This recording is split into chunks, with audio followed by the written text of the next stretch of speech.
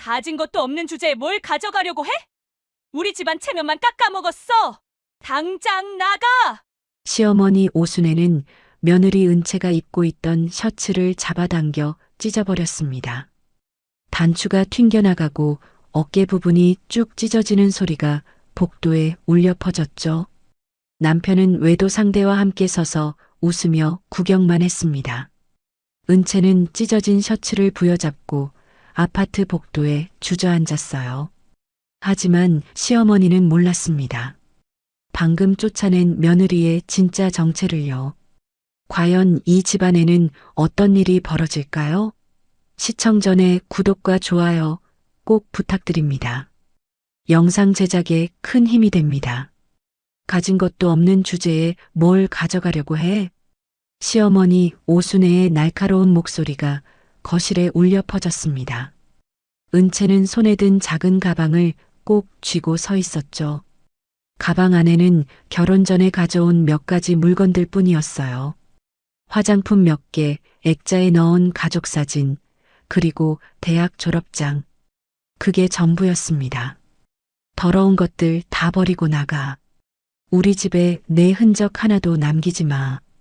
순애는 거실 소파에 앉아 팔짱을 낀 채 은채를 노려봤어요. 옆에는 남편 강태준이 서 있었고 그 옆에는 태준의 외도 상대인 한유진이 팔짱을 끼고 붙어 있었습니다. 유진이는 입가에 미소를 머금고 은채를 바라봤죠. 승리자의 여유로운 표정이었어요. 은채는 현관 쪽으로 발걸음을 옮겼습니다. 3년 동안 살았던 집이었어요.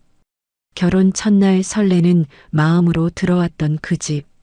시어머니의 눈치를 보며 새벽같이 일어나 아침을 차렸던 그 집. 명절마다 친척들 수십 명의 음식을 혼자 준비했던 그 집. 이제 그 집을 나가야 했습니다. 잠깐. 순애가 벌떡 일어나 은채에게 다가왔어요. 날카로운 시선으로 은채를 위아래로 훑어봤습니다. 그 옷도 우리 돈으로 산 거 아니야? 벗어놓고 가. 은채는 자신이 입고 있던 흰색 셔츠를 내려다봤습니다. 결혼 2주년 기념일에 태준이 선물했던 셔츠였어요. 그날 태준은 이렇게 말했었죠.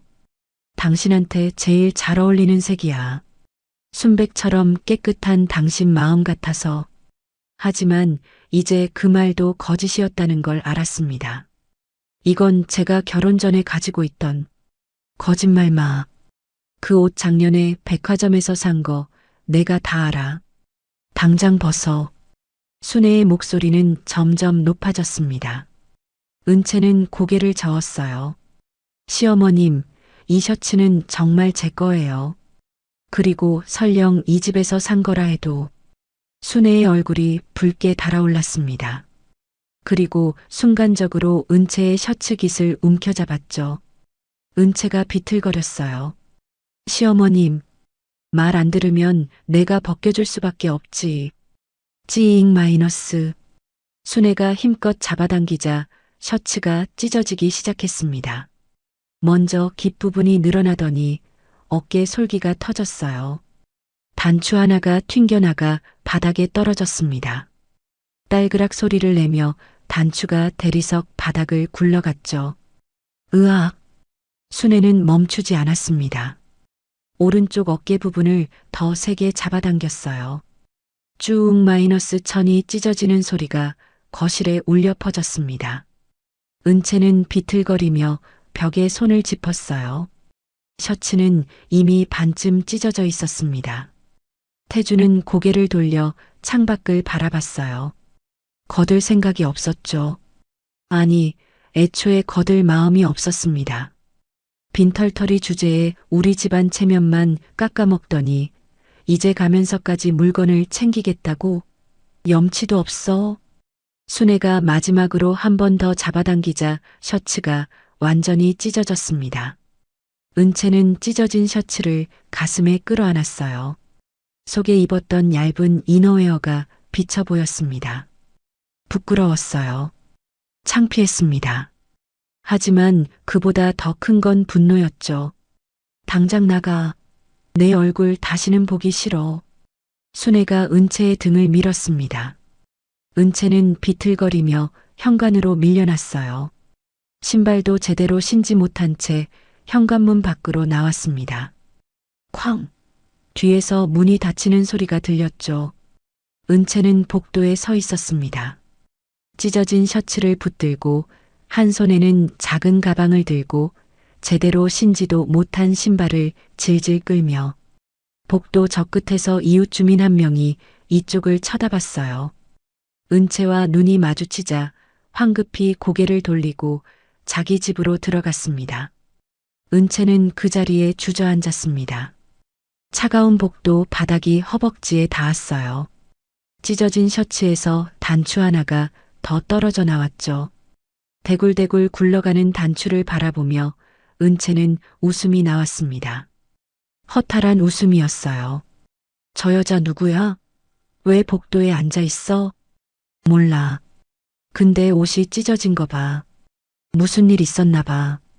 이웃 주민 2명이 복도 반대편에서 수군거리는 소리가 들렸습니다. 은채는 고개를 더 숙였어요.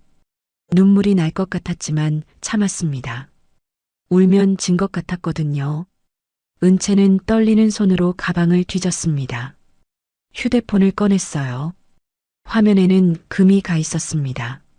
지난주에 순애가 던진 리모컨에 맞아서 생긴 금이었죠. 은채는 몇 개월 동안 한 번도 누르지 않았던 번호를 찾았어요. 엄마. 그 이름을 보는 순간 눈물이 핑 돌았습니다. 은채는 통화 버튼을 눌렀어요. 신호음이 2번 울렸습니다. 여보세요? 낮고 차분한 목소리가 들렸습니다. 은채의 친정 엄마 백서윤이었어요. 어머니, 저예요. 은채야? 무슨 일이니? 목소리가 왜 그래? 서윤의 목소리에 긴장감이 실렸습니다. 3년 만에 처음 듣는 딸의 전화였거든요. 게다가 딸의 목소리는 떨리고 있었어요. 은채는 찢어진 셔츠를 내려다봤습니다. 복도 바닥에 흩어진 단추들을 봤어요. 그리고 방금 전 닫힌 현관문을 쳐다봤습니다. 저 문 안에서 지금쯤 순애와 태준과 유진이는 웃고 있을 거예요.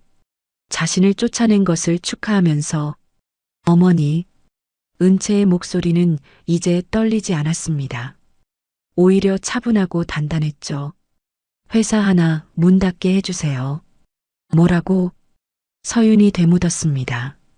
하지만 은채는 확신에 차 있었어요. 태준이 회사요. TK 산업. 문 닫게 해주세요. 전화기 너머로 잠시 침묵이 흘렀습니다. 그리고 서윤이 천천히 입을 열었어요. 알았다. 내가 원하는 대로 해주마. 은채는 전화를 끊었습니다. 그리고 천천히 일어섰어요. 찢어진 셔츠를 여미고 신발을 제대로 신었습니다. 복도에 떨어진 단추들을 줍지 않았어요. 그냥 그대로 두고 엘리베이터로 걸어갔습니다. 엘리베이터 문이 열렸습니다. 안에 있던 젊은 여자가 은채를 보고 깜짝 놀란 표정을 지었어요. 찢어진 옷을 보고 놀란 거였죠. 하지만 은채는 태연하게 엘리베이터에 올라탔습니다. 1층 버튼을 눌렀어요. 엘리베이터가 내려가는 동안 은채는 거울에 비친 자신의 모습을 봤습니다. 찢어진 셔츠, 흐트러진 머리, 창백한 얼굴. 하지만 눈빛만은 또렷했어요. 3년 전 결혼식 날이 떠올랐습니다. 그날 엄마 서윤이 은채의 손을 꼭 잡으며 말했었죠. 힘들면 언제든 말해. 엄마가 다 해결해 줄게. 하지만 은채는 고개를 저었었어요. 아니에요, 어머니. 전 제 힘으로 살고 싶어요. 친정 힘을 빌리지 않고 평범하게 살고 싶어요. 그래서 시댁 사람들에게 친정 이야기를 하지 않았습니다. 평범한 집안 출신이라고만 말했어요. 아버지는 일찍 돌아가셨고 어머니는 작은 사업을 한다고 얼버무렸습니다. 순애는 그 말을 믿었죠. 아니, 믿고 싶어 했어요. 며느리가 가진 게 없어야 무시하기 쉬우니까요. 엘리베이터가 1층에 도착했습니다. 문이 열리고 은채는 밖으로 나왔어요. 아파트 로비를 지나 정문으로 걸어갔습니다. 경비원이 인사를 건넸지만 은채는 대답하지 않았어요. 그냥 계속 걸었습니다. 아파트 정문을 나서자 차가운 바람이 불었습니다. 찢어진 셔츠 사이로 바람이 파고들었어요. 은채는 셔츠를 여미며 걸었습니다. 길 건너편에 세워진 검은색 세단이 보였죠. 차 문이 열렸습니다. 정장을 입은 중년 남자가 내렸어요. 백양그룹 기사님 한동민이었습니다. 사모님, 은채는 고개를 끄덕이고 차에 올라탔습니다. 동민이 문을 닫고 운전석에 앉았어요. 시동을 걸기 전에 백미러로 은채를 쳐다봤습니다. 어디로 모실까요? 친정이요. 알겠습니다. 차가 출발했습니다.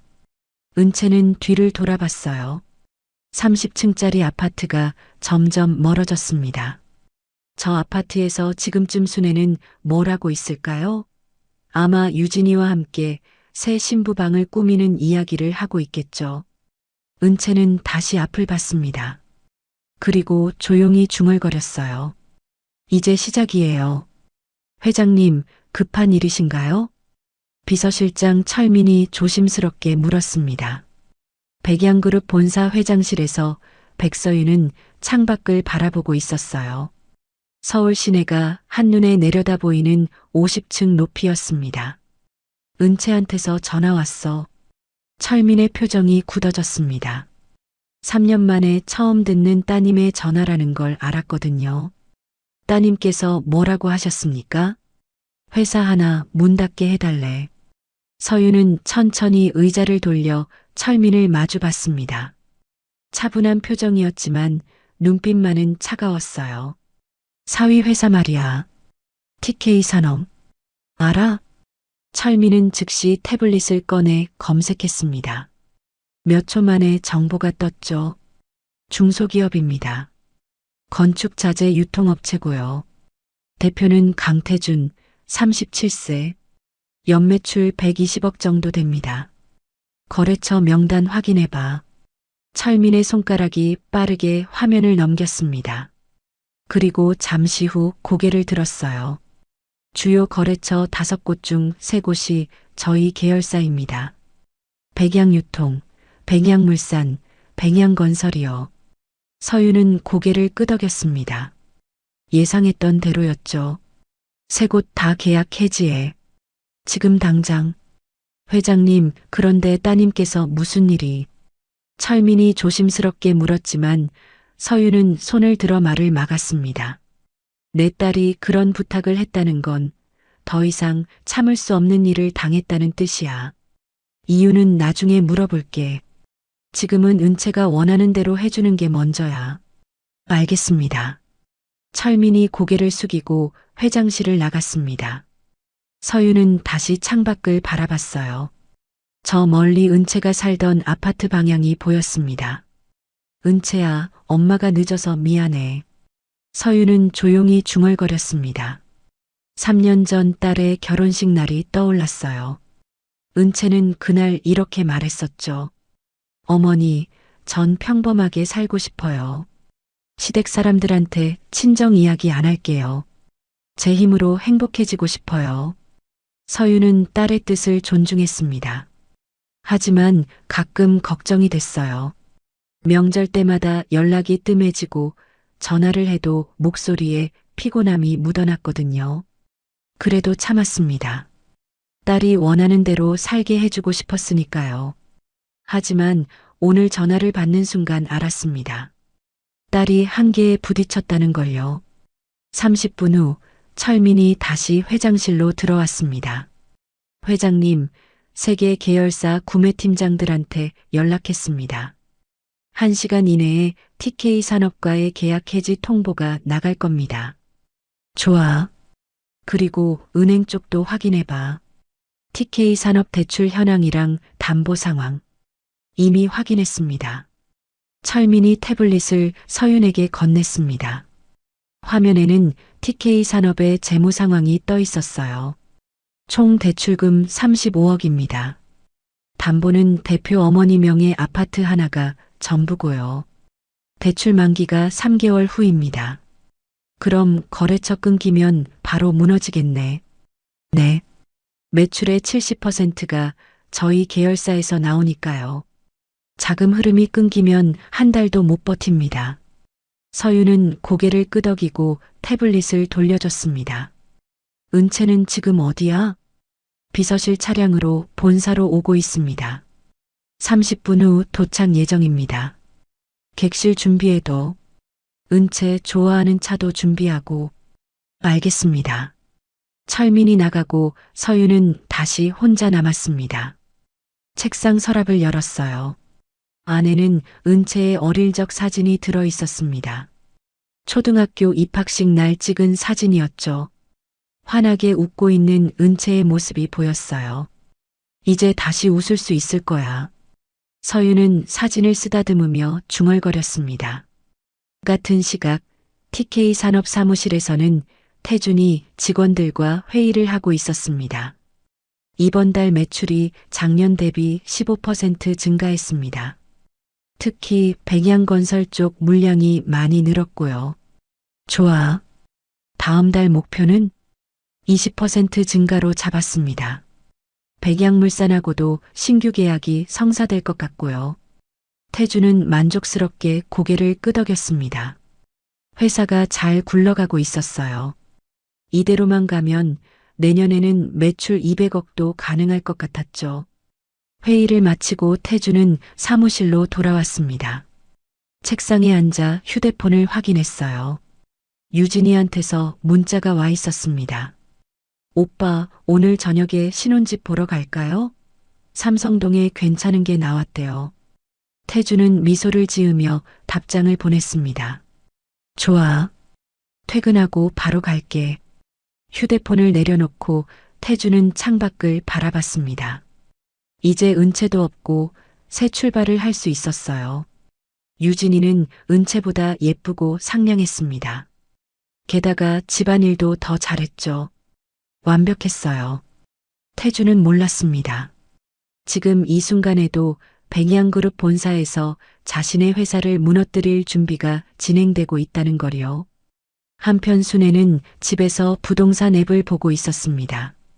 유진이가 옆에 앉아 함께 보고 있었어요. 이 집 어때? 삼성동인데 30평이야. 좋네요. 신혼집으로 딱이에요. 그치? 이제 은채 그 빈털털이 없으니까 속이 다 시원해. 순애는 웃으며 앱을 넘겼습니다. 유진이도 함께 웃었어요. 근데 어머님, 은채 씨는 어디 갔을까요? 친정집? 어디 가겠어. 친정도 변변찮다더니. 아마 모텔이나 들어갔겠지 뭐. 두 사람은 낄낄거리며 웃었습니다. 아까 찢어진 셔츠를 입고 나간 은채의 모습을 떠올리며 웃었어요. 참 우스웠죠. 하지만 순애도 유진이도 몰랐습니다. 은채가 지금 백양그룹 본사 회장실 전용 객실에 앉아 있다는 거요. 그리고 자신들의 운명이 바뀌기 시작했다는 것도요. 은채는 넓은 객실 소파에 앉아 차를 마시고 있었습니다. 철민이 준비해준 제스민 차였어요. 은채가 좋아하는 차였죠. 곧 어머니가 오실 겁니다. 철민이 공손하게 말했습니다. 은채는 고개를 끄덕이고 차를 한 모금 마셨어요. 따뜻한 차가 목을 타고 내려갔습니다.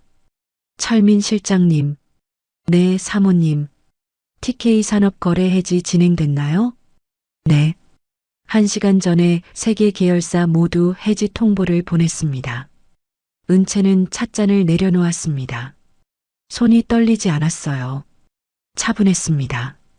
감사합니다. 바로 그때 문이 열리고 서윤이 들어왔습니다. 은채는 자리에서 일어났어요. 어머니, 은채야. 서윤이 다가와 딸을 꼭 껴안았습니다. 은채는 엄마 품에 안겨 눈을 감았어요. 3년 만에 느끼는 엄마의 체온이었습니다. 힘들었지? 괜찮아요. 이제 다 끝날 거야. 두 사람은 한참을 그렇게 서 있었습니다. 철민이 조용히 물러났어요. 서윤이 소파에 앉으며 은채를 옆에 앉혔습니다. 그리고 딸의 손을 잡았어요. 무슨 일 있었어? 은채는 천천히 이야기하기 시작했습니다. 결혼 후 3년 동안 있었던 일들을요. 매일 새벽 5시에 일어나 시어머니 수발을 들었던 일, 명절마다 친척 30명 음식을 혼자 준비했던 일, 그럼에도 늘 무시당했던 일, 그리고 오늘 셔츠가 찢어졌던 일까지요. 서유는 말없이 듣고 있었습니다. 표정은 차분했지만 손에 힘이 들어갔어요. 딸의 손을 꼭 쥐고 있었습니다. 미안해. 엄마가 진작 알았어야 하는 건데. 아니에요. 제가 말 안 했잖아요. 은채는 고개를 저었습니다. 그리고 엄마를 똑바로 쳐다봤어요. 근데 이제는 참고 싶지 않아요. 어머니 힘을 빌리고 싶어요. 그래. 내가 원하는 대로 다 해줄게. 서유는 딸의 머리를 쓰다듬었습니다. 그리고 철민을 불렀어요. 실장님, 진행 상황 보고해줘. 철민이 들어와 은채에게 태블릿을 보여줬습니다. 화면에는 TK 산업과 관련된 서류들이 떠 있었어요. 세계 계열사의 계약 해지 통보가 모두 발송됐습니다. 내일 아침이면 TK 산업 측에서 확인할 겁니다. 은채는 화면을 천천히 읽었습니다. 백양유통, 백양물산, 백양건설. 태준이 늘 자랑하던 거래처들이었죠. 이 세 곳이 끊기면 회사가 어떻게 되나요? 매출의 70%가 사라집니다. 자금 흐름이 막히면 한 달 안에 직원 월급도 못 줄 겁니다. 은채는 고개를 끄덕였습니다. 그리고 태블릿을 돌려줬어요. 좋아요. 그대로 진행하세요. 알겠습니다. 철민이 물러나고 은채는 다시 차를 마셨습니다. 서윤이 딸을 바라봤어요. 후회 안 해? 아니요. 제 셔츠를 찢던 그 순간부터 이미 끝이었어요. 은채의 목소리는 단호했습니다. 서윤은 딸이 자랑스러웠어요. 3년 동안 힘들게 살았지만 결국 강하게 자랐구나 싶었습니다. 오늘은 여기서 자. 내일 변호사 선임해서 이혼 준비하자. 네, 어머니. 은채는 창밖을 바라봤습니다. 저 멀리 태준의 회사가 있는 방향이 보였어요. 지금쯤 태준은 유진이와 함께 신혼집을 알아보고 있겠죠. 하지만 내일이면 모든 게 달라질 겁니다. 은채는 찻잔을 들고 조용히 미소 지었어요. 다음 날 아침 9시 TK 산업 사무실에 긴장감이 돌았습니다. 대표님, 큰일 났습니다. 영업팀장 박현수가 태준의 사무실로 뛰어들어왔어요. 얼굴이 하얗게 질려 있었습니다. 왜 그래? 무슨 일인데? 백양유통에서 계약 해지 통보가 왔습니다. 태준은 자리에서 벌떡 일어났습니다. 뭐? 갑자기 왜? 이유는 안 알려줬습니다. 그냥 일방적으로 해지 통보만 보냈어요. 태준은 책상 위 서류를 집어들었습니다. 백양유통과의 계약서였어요. 월 평균 10억 규모의 거래였죠. 당장 연락해봐. 뭐가 문제인지 확인하고. 이미 했는데요. 구매팀장이 전화를 안 받습니다. 뭐? 태준이 직접 휴대폰을 꺼냈습니다. 백양유통 구매팀장 번호로 전화를 걸었어요. 신호음이 울렸지만 받지 않았습니다. 이상하네. 어제까지만 해도 멀쩡했는데. 바로 그때 현수의 휴대폰이 울렸습니다. 확인하더니 얼굴이 더 창백해졌어요. 대표님, 백양물산에서도 해지 통보가 왔습니다. 뭐라고? 태준의 목소리가 높아졌습니다. 백양물산은 월 8억 규모 거래처였어요. 이것도 일방적 통보입니다. 이유도 안 알려주고요. 태준은 사무실을 왔다 갔다 걸었습니다. 뭔가 이상했어요. 하루 사이에 두 곳이나 계약을 해지한다는 게 말이 안 됐죠. 백양건설은? 현수가 황급히 전화를 걸었습니다. 그리고 몇 마디 나누더니 휴대폰을 내렸어요. 거기도 해지 검토 중이랍니다. 젠장.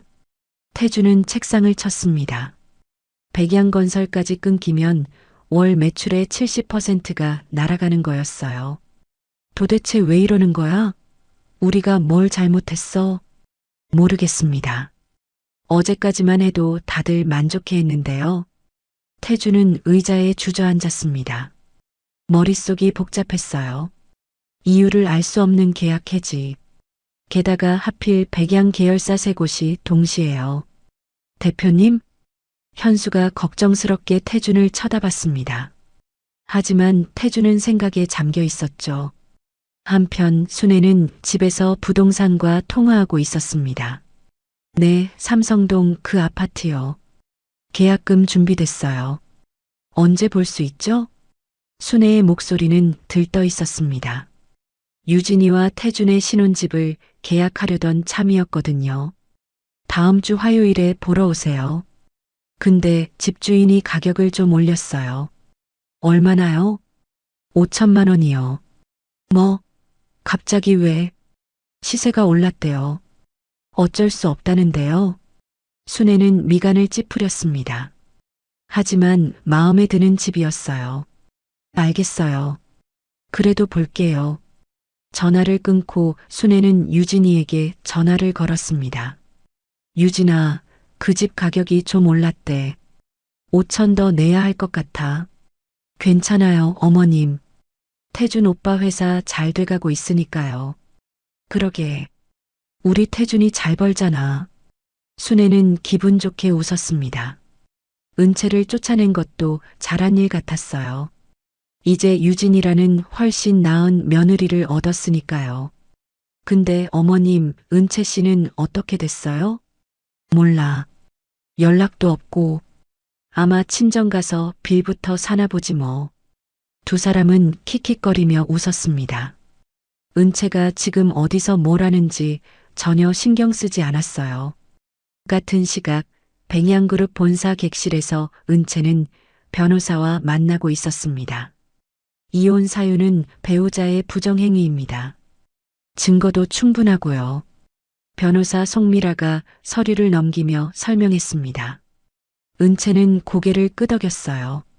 재산 분할은 어떻게 하시겠어요? 필요 없어요.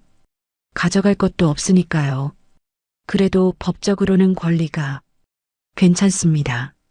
전 깨끗하게 정리하고 싶어요. 미라는 은채를 쳐다봤습니다. 보통 이혼 소송에서는 재산 분할을 놓고 치열하게 싸우는데 은채는 달랐어요. 알겠습니다.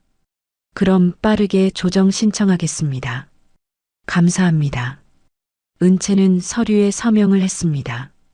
3일이 지났습니다. TK 산업은 완전히 마비됐어요. 대표님, 백양건설에서도 정식 해지 통보가 왔습니다. 현수가 또 달려와 보고했습니다. 태준의 얼굴은 3일 만에 완전히 수척해졌어요. 은행에서도 연락 왔습니다. 대출 연장이 어렵다고 하네요. 뭐? 태준은 벌떡 일어났습니다. 대출 만기가 3개월 남았는데 벌써 연장 거부 통보가 온 거예요. 이유가 뭐래? 회사 매출이 급감해서 신용도가 떨어졌답니다. 젠장. 태준은 사무실을 빙빙 돌았습니다. 거래처가 끊기고 은행이 등을 돌리고 회사는 무너지기 시작했어요. 대표님, 이대로 가면 다음 달 월급도 못 줍니다. 현수의 목소리는 떨리고 있었습니다. 태준은 창밖을 바라봤어요. 누가 이러는 거야? 도대체 누가? 그 순간 태준의 휴대폰이 울렸습니다. 순애였어요. 태준아, 무슨 일이야? 은행에서 집 담보 확인하러 온다는데? 엄마, 회사가 큰일 났어요. 무슨 소리야? 어제까지만 해도 멀쩡했잖아. 거래처가 다 끊어졌어요. 백양유통, 백양물산, 백양건설. 다요. 전화기 너머로 순애의 숨소리가 거칠어졌습니다. 그게 무슨 소리야? 태준은 주저앉았습니다. 이제 엄마한테도 말해야 했어요. 회사가 무너지고 있다는 걸요. 집 팔아야 할 수도 있어요. 뭐라고? 순애의 비명 같은 목소리가 들렸습니다. 태주는 전화를 끊고 싶었지만 참았어요. 은행 대출을 못 갚으면 집이 경매로 넘어갈 수 있어요. 순애는 전화기 너머로 울기 시작했습니다. 태주는 휴대폰을 내려놓고 책상에 얼굴을 묻었어요. 유진이가 사무실로 전화를 걸어왔습니다. 태주는 받지 않았어요. 뭐라고 말해야 할지 몰랐거든요. 신혼집도 결혼식도 모든 계획이 물거품이 됐으니까요. 현수가 조심스럽게 다가왔습니다. 대표님, 백양그룹 쪽에 아는 사람 없으세요? 왜 이러는지 알아봐야 할 것 같은데요. 백양그룹. 태주는 그 이름을 중얼거렸습니다. 그리고 문득 떠올랐어요. 며칠 전 은채를 쫓아냈던 그날을요. 설마. 태준의 얼굴이 하얗게 변했습니다. 태준은 떨리는 손으로 은채의 번호를 찾아 통화 버튼을 눌렀죠. 신호음이 3번 울렸습니다. 그리고 은채가 받았어요. 네. 여보세요. 차갑고 간결한 대답이었습니다. 태준은 목이 메었어요. 나야. 태준이야. 알아요. 은채의 목소리는 감정이 없었습니다. 태준은 말을 이어갔어요. 지금 시간 좀 있어? 만나서 얘기 좀 하자. 무슨 얘기요? 회사 일이야. 갑자기 거래처들이 다 계약을 해지했거든. 혹시 너가 뭐 하는 거 없어? 은채는 잠시 침묵했습니다. 그리고 천천히 입을 열었어요. 갑자기 왜요? 백양그룹 말이야. 혹시 너가 뭐 하는 거 있어? 은채는 작게 웃었습니다. 비웃음 같은 웃음이었어요. 제가 뭘 알겠어요? 그냥 빈털터리 며느리였잖아요. 은채야, 제발. 지금 장난칠 때가 아니야. 회사가 망하게 생겼어. 그게 저랑 무슨 상관이에요? 태주는 숨이 막혔습니다. 은채의 목소리가 너무 차가웠거든요. 은채야. 전 백양그룹 회장 딸이에요. 전화기 너머로 은채의 목소리가 또렷하게 들렸습니다. 태주는 휴대폰을 떨어뜨릴 뻔했어요. 뭐라고? 백양그룹 회장 백서윤. 제 어머니예요. 태준의 머릿속이 하얗게 변했습니다. 백양그룹. 한국 10대 기업 중 하나. 연매출 10조가 넘는 거대 유통그룹. 그 회장이 은채의 엄마라고요? 말도 안 돼. 그게 무슨. 3년 전 결혼할 때 제가 어머니한테 부탁했어요.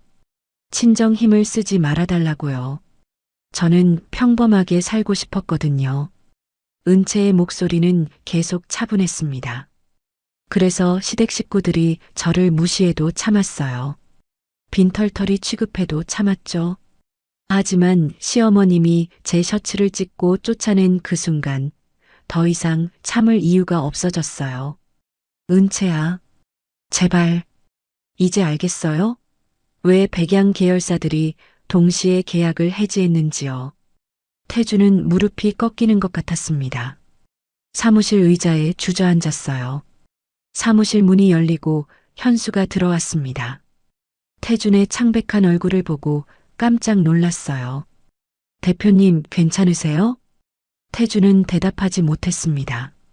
여전히 휴대폰을 귀에 대고 있었죠. 은채야, 미안해. 내가 잘못했어. 제발. 미안하다고요?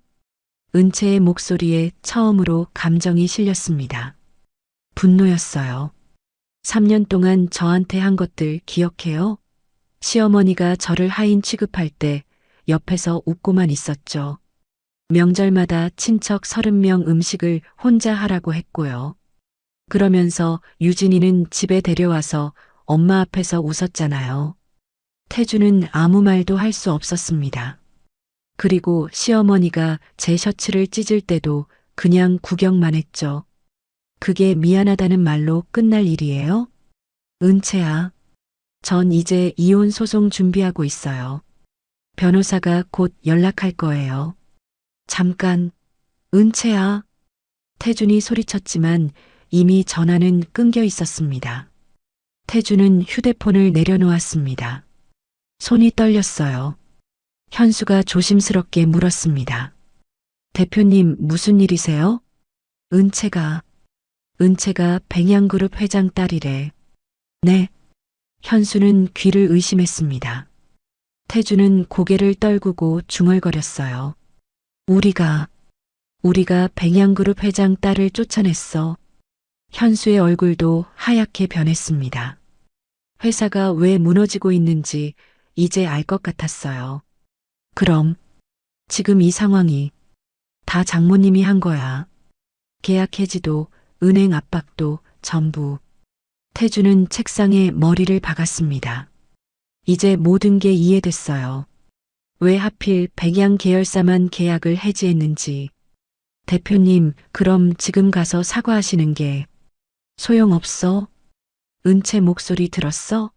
완전히 끝났어. 태주는 절망에 빠졌습니다. 같은 시각 순애가 집에 있을 때 유진이한테서 전화가 왔습니다. 순애는 받기 싫었지만 받았어요. 어머님, 태준 오빠가 전화를 안 받아요. 무슨 일 있어요? 유진아, 우리 집 좀 큰일 났어. 무슨 일인데요? 순애는 한숨을 쉬고 설명하기 시작했습니다. 회사가 무너지고 있다는 것, 집을 팔아야 할 수도 있다는 것, 결혼 계획을 미뤄야 할 것 같다는 것.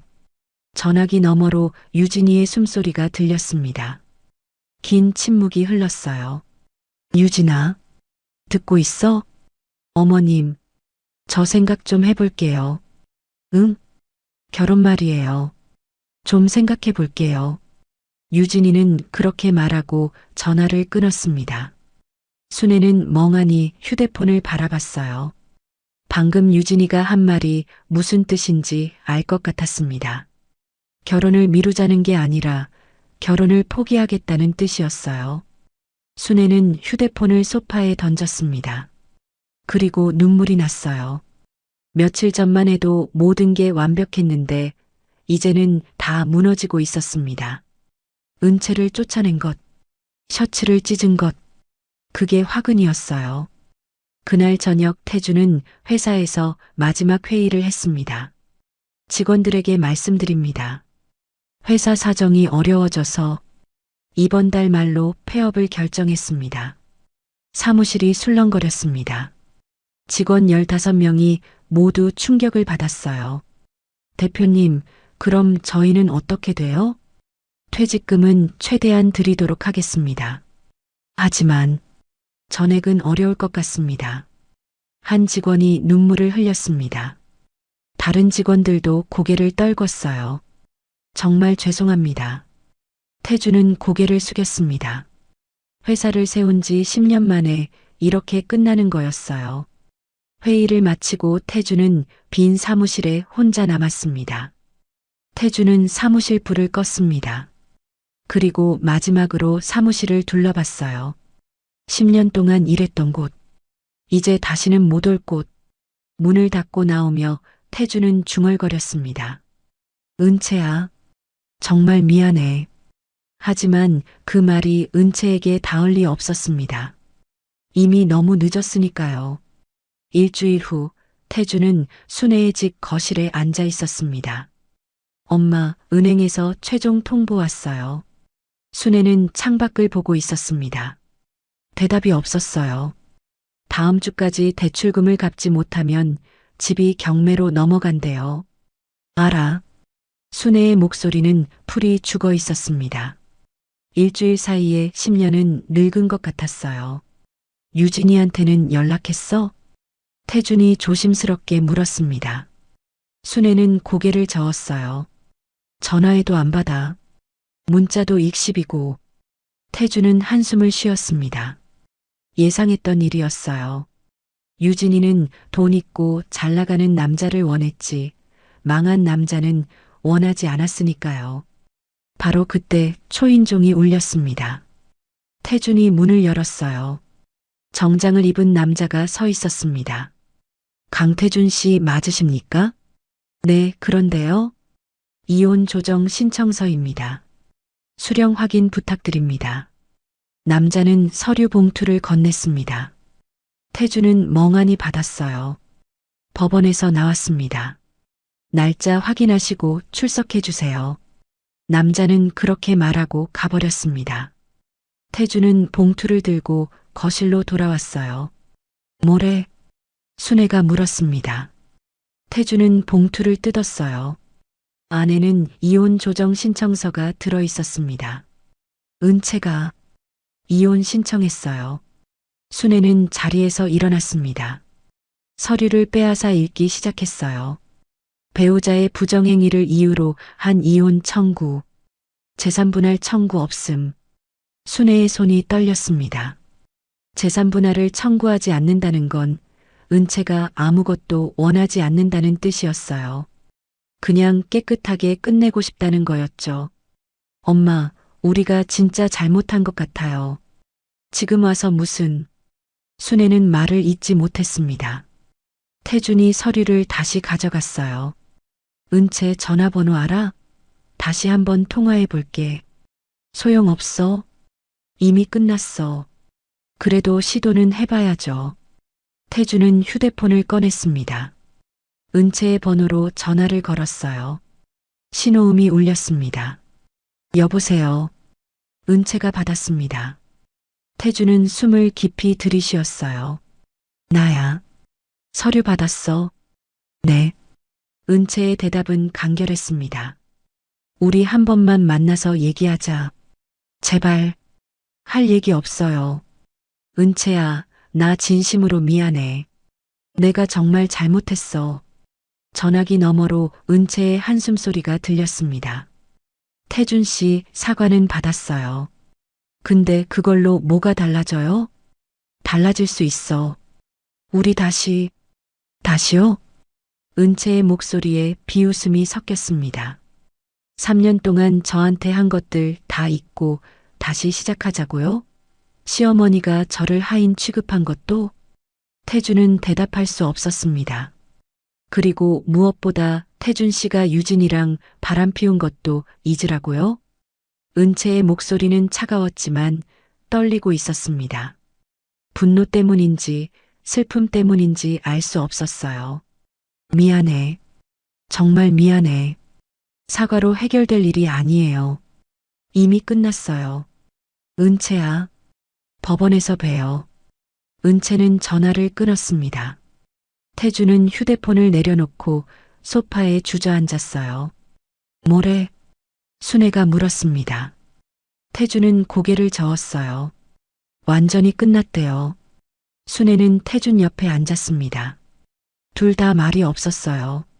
거실은 조용했습니다. 내가 은채 셔츠를 찢지 말았어야 했어. 순애가 중얼거렸습니다. 태준이 엄마를 쳐다봤어요. 그날 은채 얼굴 봤어? 얼마나 창피했겠어. 복도에 주저앉아서 엄마, 내가 미쳤었어. 왜 그랬을까? 순애는 눈물을 흘리기 시작했습니다. 태준은 엄마를 안아줬어요. 우리가 사람을 너무 함부로 대했어. 두 사람은 한참을 그렇게 앉아 있었습니다. 다음 날 순애는 용기를 내서 은채에게 전화를 걸었습니다. 전화를 받을까 싶었는데 은채가 받았어요. 네, 시어머님. 은채야. 나야. 순애의 목소리는 떨리고 있었습니다. 무슨 일이세요? 은채의 목소리는 여전히 차가웠습니다. 은채야, 제발 한 번만 봐줘.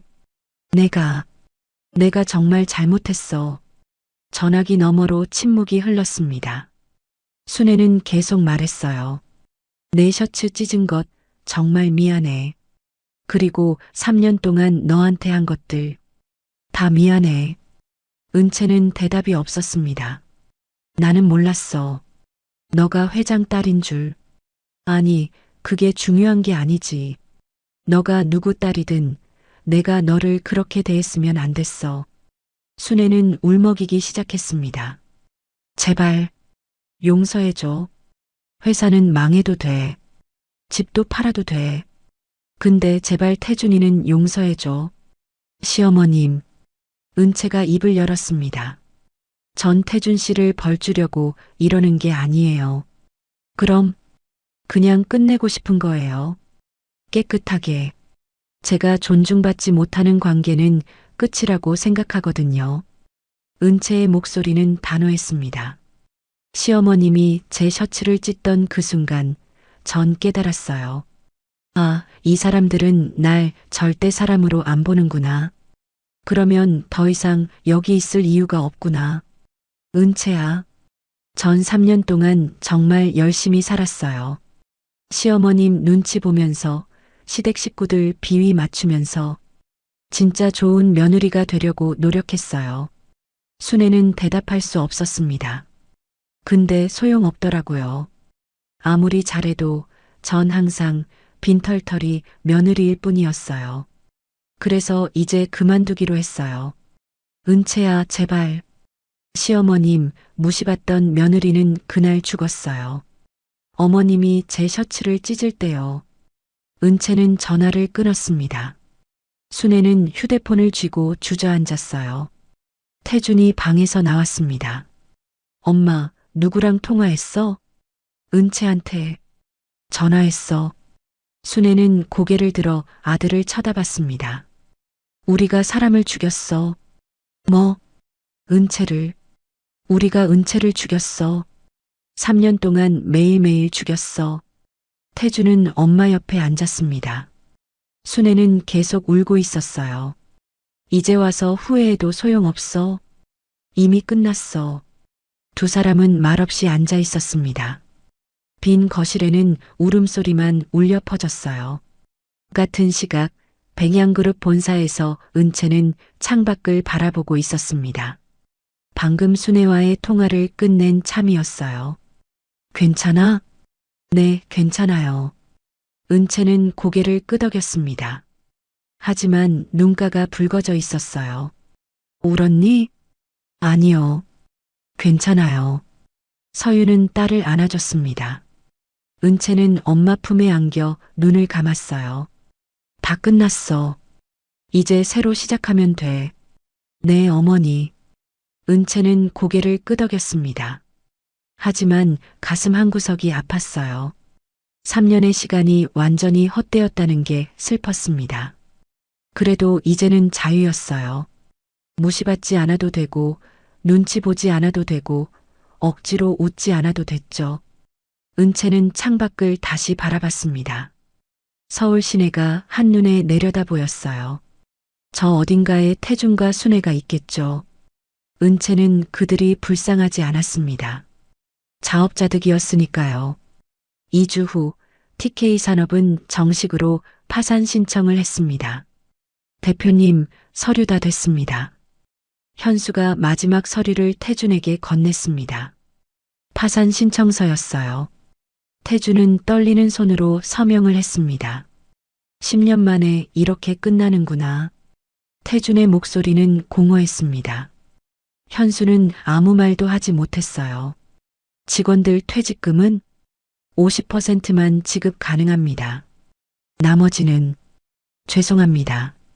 태준은 고개를 끄덕였습니다. 미안했지만 어쩔 도리가 없었어요. 회사에 남은 돈이 그게 전부였으니까요. 대표님, 그동안 고생 많으셨습니다. 현수가 고개를 숙였습니다. 태준도 일어나서 현수에게 고개를 숙였어요. 미안해. 끝까지 함께하지 못해서. 아닙니다. 저야말로. 두 남자는 더 이상 말하지 못했습니다. 10년을 함께 일했던 동료였거든요. 이렇게 헤어지게 될 줄은 몰랐죠. 현수가 사무실을 나갔습니다. 태주는 혼자 남아 빈 사무실을 둘러봤어요. 책상, 의자, 컴퓨터 모두 곧 경매로 넘어갈 물건들이었습니다. 휴대폰이 울렸습니다. 은행에서 온 문자였어요. 대출금 35억 원 상환 기한이 3일 남았습니다. 기한 내 미상환 시 담보물 경매 처리됩니다. 태주는 휴대폰을 던지고 싶었지만 참았습니다. 대신 주머니에 넣고 사무실을 나섰어요. 순애의 집으로 갔습니다. 현관문을 열자 덩그러니 빈 거실이 보였어요. 짐은 이미 반쯤 쌌습니다. 엄마, 부엌에서 순애가 나왔습니다. 3주 만에 완전히 늙어 보였어요. 머리는 반백이 됐고 얼굴에는 주름이 깊게 팼습니다. 왔니? 네. 회사 파산 신청했어요. 순애는 고개를 끄덕였습니다. 예상했던 일이었어요.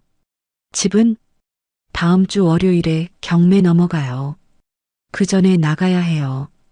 어디로 가지? 고시원이라도 알아봐야죠. 뭐? 태준의 목소리는 무기력했습니다. 순애는 소파에 앉았어요.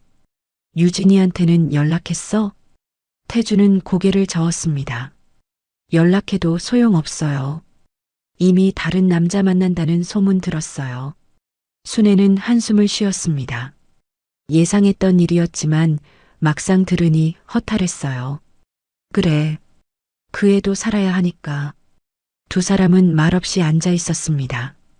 텔레비전도 켜지 않은 거실은 조용했어요. 엄마, 은채한테 미안해요. 태준이 갑자기 말했습니다. 순애가 아들을 쳐다봤어요. 나도 미안해. 은채한테도 미안하고 너한테도 미안해. 내가 은채를 그렇게 대하지 않았으면 다 소용없어요. 이미 끝났는걸요. 태준은 창밖을 바라봤습니다. 해가 지고 있었어요. 며칠 후 유진이는 새로운 남자를 만나고 있었습니다. 강남의 고급 레스토랑에서였어요. 유진 씨, 이번 주말에 제주도 갈까요? 좋아요, 오빠. 유진이는 환하게 웃었습니다. 새 남자는 대기업 부장이었어요. 태준보다 나이는 많았지만 돈은 훨씬 많았죠. 참, 전 남자친구랑은 정리됐어요? 네, 완전히요. 걱정 마세요. 유진이는 거짓말을 했습니다. 태준과는 제대로 끝내지도 않았거든요. 그냥 연락을 끊었을 뿐이었죠. 그래요? 다행이네요. 남자는 만족스럽게 웃었습니다. 유진이도 웃었어요. 태준 생각은 이미 머릿속에서 지워졌습니다. 같은 시각 태준은 원룸을 알아보고 있었습니다. 부동산 중개인과 함께 좁은 방을 둘러봤어요. 보증금 500에 월세 40입니다. 어떠세요? 좁네요. 혼자 사시기엔 충분하죠. 요즘 이 가격에 이 정도 나오기도 힘듭니다. 태준은 한숨을 쉬었습니다. 27평 아파트에서 살다가 이제 5평짜리 원룸으로 이사를 가야 하는 거였어요. 여기로 할게요. 좋습니다. 계약서 준비하죠. 태준은 창밖을 바라봤습니다. 좁은 창문으로 건물 벽만 보였어요. 하늘도 제대로 보이지 않았습니다. 며칠 후 순애는 짐을 싸고 있었습니다. 30년 동안 살았던 집을 떠나는 거였어요. 이웃 아줌마가 인사하러 왔습니다. 이사 가신다며요? 어디로 가세요? 고시원이요. 네, 고시원이요? 이웃은 믿을 수 없다는 표정을 지었습니다. 순애는 쓴웃음을 지었어요. 집안 사정이 어려워져서요. 그래도 고시원은 너무하신 거 아니에요? 어쩔 수 없어요. 이웃은 더 이상 묻지 않았습니다. 어색하게 웃으며 돌아갔어요. 순애는 다시 짐을 쌌습니다. 태준이 짐을 실으러 왔습니다. 트럭을 빌렸어요. 둘이서 짐을 날랐습니다. 엄마, 이것도 가져가요? 태준이 액자를 들고 물었습니다. 가족 사진이 들어있는 액자였어요. 태준의 결혼식 사진이었죠. 은채와 함께 찍은 사진.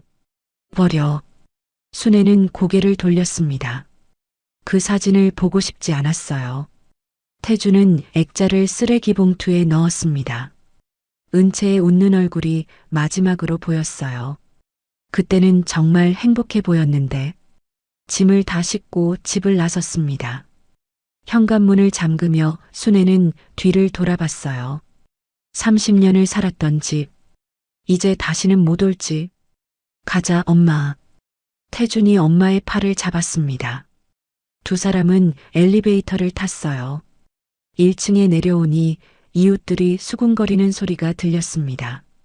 저 집 망했다며? 응. 회사 망하고 집도 날아갔대. 쯧쯧, 벌 받은 거야. 며느리를 그렇게 구박하더니 순애는 고개를 숙이고 빠르게 걸었습니다. 태준도 뒤따라갔어요. 태준은 내비게이션에 주소를 입력했습니다. 그리고 출발했어요. 백미러로 아파트를 마지막으로 봤습니다. 같은 날 은채는 법무법인에서 변호사를 만나고 있었습니다. 이혼 조정일이 다음 주 수요일로 잡혔습니다. 상대 측에서 특별한 이의 제기가 없으니 순조롭게 진행될 것 같습니다. 미라 변호사가 설명했습니다. 은채는 고개를 끄덕였어요. 재산 분할이나 위자료는 정말 청구 안 하실 거예요? 네. 깨끗하게 끝내고 싶어요. 알겠습니다. 그럼 다음 주에 뵙겠습니다. 은채는 법무법인을 나섰습니다. 차가 기다리고 있었어요. 철민이 문을 열어줬습니다.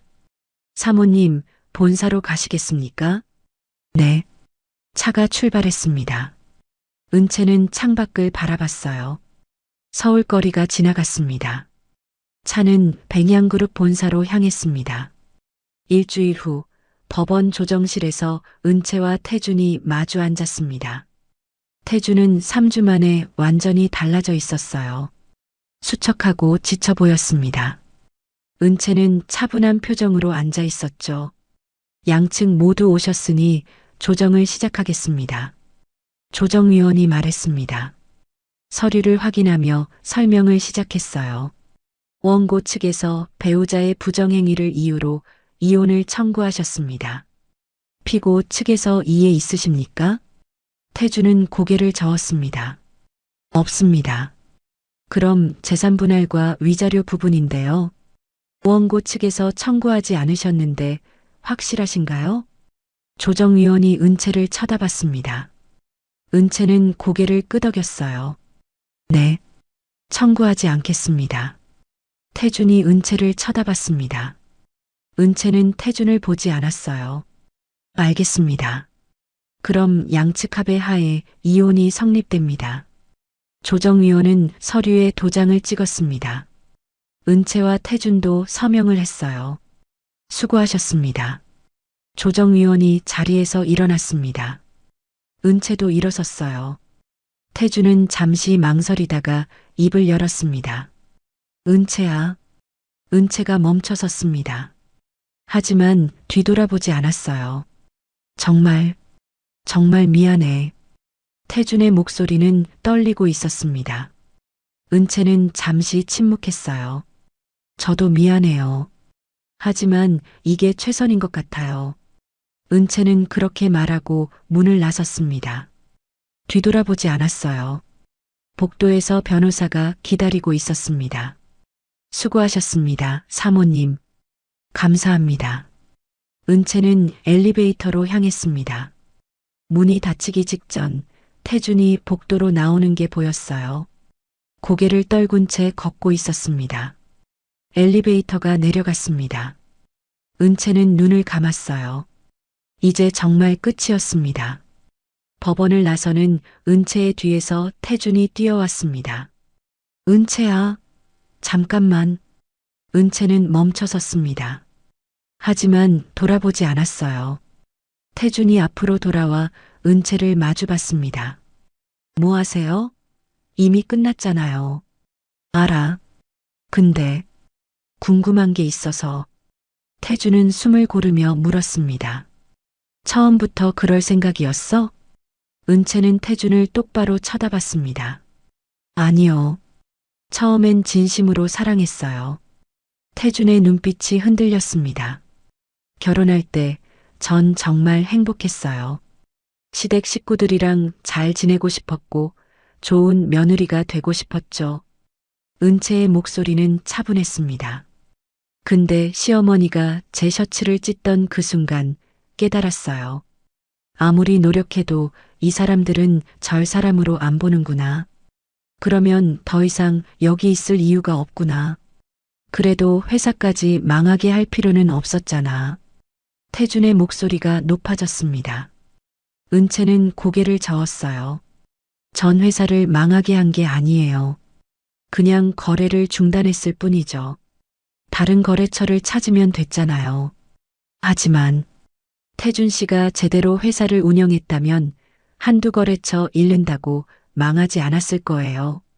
그렇게 쉽게 무너진 건 원래 기반이 약했기 때문이에요. 태준은 대답하지 못했습니다. 은채의 말이 맞았거든요. 그리고 솔직히 말씀드리면 전 복수하려고 한 게 아니에요. 그냥 더 이상 무시받고 싶지 않았을 뿐이에요. 은채는 태준을 지나쳐 걸어갔습니다. 태준은 그 자리에 서서 은채가 차에 타는 걸 봤어요. 검은 세단이 출발했습니다. 태준은 멍하니 서 있었죠. 며칠 후 순애는 좁은 고시원 방에 앉아 있었습니다. 3평도 안 되는 공간이었어요. 침대 하나, 책상 하나, 옷장 하나. 그게 전부였습니다. 휴대폰이 울렸습니다. 태준이었어요. 엄마, 괜찮아? 응, 괜찮아. 순애의 목소리는 힘이 없었습니다. 나 내일 면접 봐. 경비 일자리인데. 그래. 잘 돼야 할 텐데. 걱정 마. 어떻게든 될 거야. 전화를 끊고 순애는 창밖을 바라봤습니다. 작은 창문으로 건물 벽만 보였어요. 30년 전이 떠올랐습니다. 남편과 함께 아파트를 처음 샀을 때요. 그때는 정말 행복했었죠. 아들 태준이 태어나고 가족이 생기고 미래가 밝아 보였어요. 하지만 남편은 10년 전에 세상을 떠났고 이제 순애는 혼자 고시원에 앉아 있었습니다. 문득 은채가 떠올랐습니다. 3년 동안 자신이 은채한테 어떻게 했는지 생각했어요. 매일 새벽 5시에 일어나 밥하라고 했던 것. 명절마다 친척들 음식 혼자 준비하게 했던 것. 빈털털이라고 무시했던 것. 그리고 마지막에 셔츠를 찢었던 것. 순애는 고개를 숙였습니다. 눈물이 흘렀어요. 은채야, 정말 미안해. 하지만 그 말은 아무도 들을 수 없었습니다.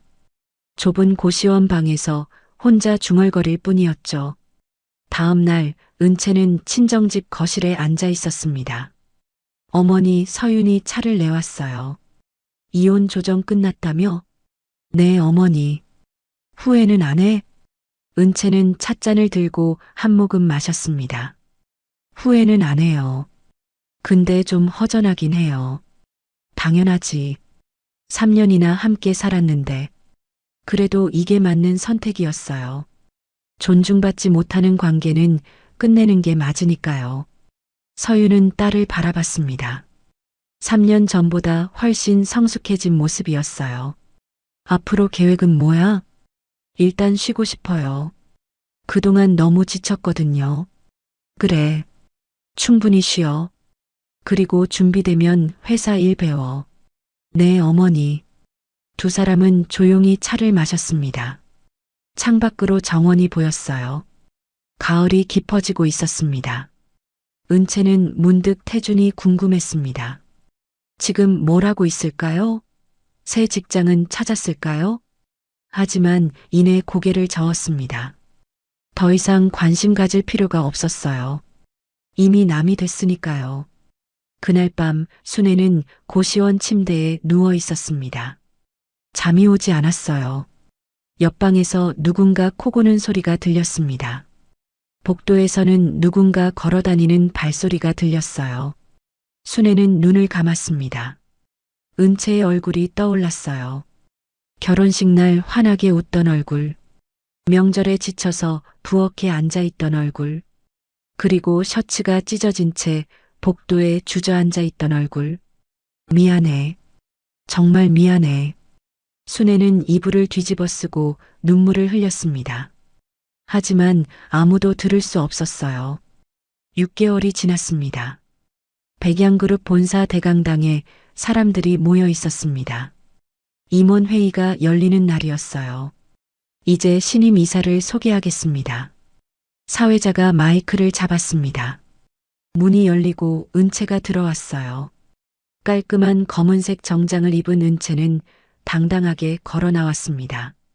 6개월 전과는 완전히 다른 모습이었죠. 백은채 이사입니다. 박수 소리가 울려 퍼졌습니다. 은채는 단상에 올라가 마이크 앞에 섰어요. 안녕하십니까? 백은채입니다.